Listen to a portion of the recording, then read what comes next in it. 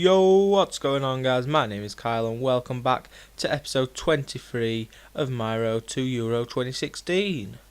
This is the penultimate episode and the next episode will be the last one, but today we have the Euro 26 finalists, maybe winners, maybe losers, who knows, but the day I'm recording this is the Friday the 8th of July.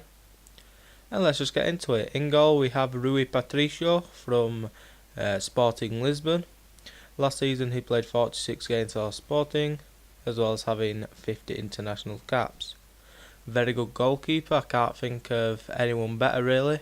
Past or present, I know Bayer is a legend on Fifa, but I still think Rui Patricio is better. In the right back position we go with a right midfielder in Vieirinha. He plays for Wolfsburg in the Bundesliga. He can play right back or right midfield, but he's got that attacking sense when he does play right back, which suits Portugal perfectly because their full-backs like to get forward. But Vieirinha plays for Wolfsburg, like I say, and he played 37 games for Wolfsburg last season, and he also has 25 games played for Portugal. In the centre-back we have Pepe from Real Madrid. He played 31 games for Madrid last season, as well as having 76 international caps, and he is a rock at the back, but he is also aggressive and has that nasty side to him, which we haven't really seen in this year's Euros. I thought, and maybe a lot of people thought, that Pepe would probably do something stupid, but he hasn't. Next to him we go with the veteran Bruno Alves, turning 35 this year, probably going to be his last season, but he's playing for Fenerbahce. He played 41 games for Fenerbahce last season, as well as having 85 international caps. And the final defender in the starting 11 we go with Eliseu from Benfica. I believe he used to play in the Liga BBVA, but I do not remember what team. And like the right back Vieirinha, Eliseu can also play left midfield as well as left back, and which gives him that attacking sense to push forward. He played 43 games for Benfica last season, as well as having 18 international caps, and he's pretty fast really. His FIFA card doesn't, that's only a guess really, nobody can predict the pace, but if you watch him playing, he actually looks pretty fast.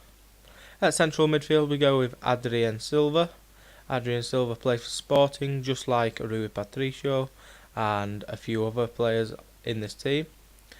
Adrien Silva played 41 games for Sporting last season, as well as having 11 international caps. He's 26 years old, and he's just come onto the scene really. Nothing really much I can say about him. Next we have William Carvalho from Sporting as well, and this guy is probably the most important player because he has a massive role when it comes to Portugal, because like I say, the wing backs do like to get forward, Eliseu and Vieirinha, so Carvalho does drop into the defence and make it free at the back at sometimes. But last season he played 35 games for Sporting Lisbon, as well as having 24 international caps. We also have João Moutinho playing at AS Monaco. He used to play for FC Porto, I believe, and he was absolutely outstanding. He's a veteran, he's not really that old to be honest, he's only 29, turning 30 this year. But Moutinho played 37 games last season for Monaco, as well as having 88 international caps. The final midfielder we go with is Danny. Did not get taken to the Euros, but I would definitely take him. He plays for Zenit St. Petersburg. He played 33 games for Zenit last season, as well as having 38 international caps. And one good thing about Danny is that he can play left wing as well as central attacking midfield. The two strikers we have gone with are Luis Nani, the ex-Manchester United player, just signed for Valencia this season. He can play striker or left wing or right wing. if he needed to. But he played for Fenerbahce. He played 47 games for Fenerbahce, as well as having 101 international caps. And in those 101 international caps, he scored 19 goals. In the final player, we have the captain of the team. Everyone knows that this guy's going to go. It's Cristiano Ronaldo. He can play striker or left wing. Played for Real Madrid, the ex-Man U man as well. He played 48 games last season for Real Madrid, scoring 51 goals, which is an absolutely outstanding figure.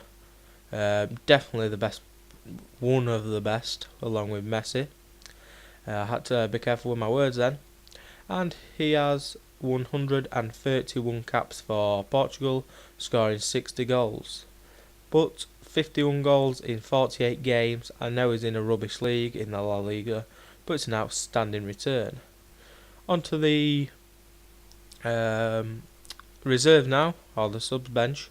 We start off with Anthony Lopez from Lyon A in the Ligue 1. He played 47 games for Lyon last season, as well as having only 4 international caps. The next player is not on the game, so I'll just talk about him now. He plays for Dinamo Zagreb in the Croatian League. It is Eduardo, the veteran. He played 44 games last season for Dinamo Zagreb, as well as having 35 international caps. The first defender of 4 on the bench is Jose Font from Southampton. He played 43 games for Southampton last season, as well as having 14 international caps. The next guy is Rafael Guerreiro, playing for SC Lorient. He has recently signed a deal with, a 4-year deal I believe, with Borussia Dortmund.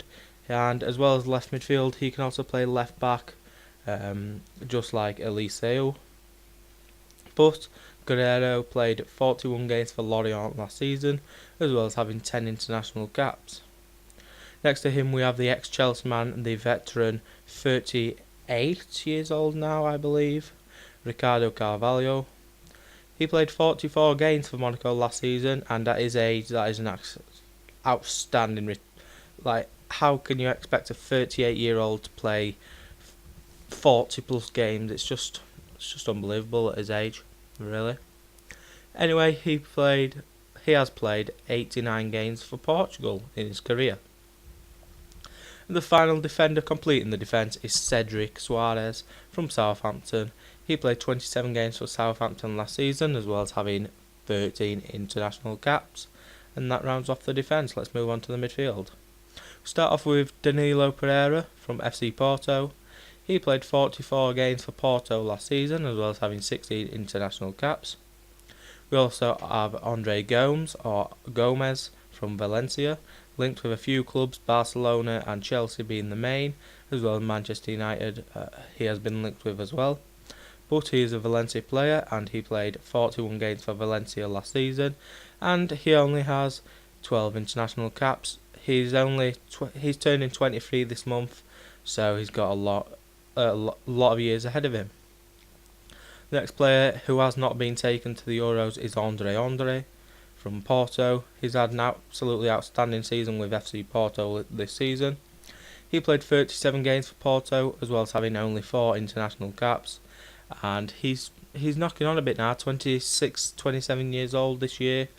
So I don't know why the manager didn't take him, but they've done well anyway without him. And the final midfielder is João Mario from Sporting Lisbon.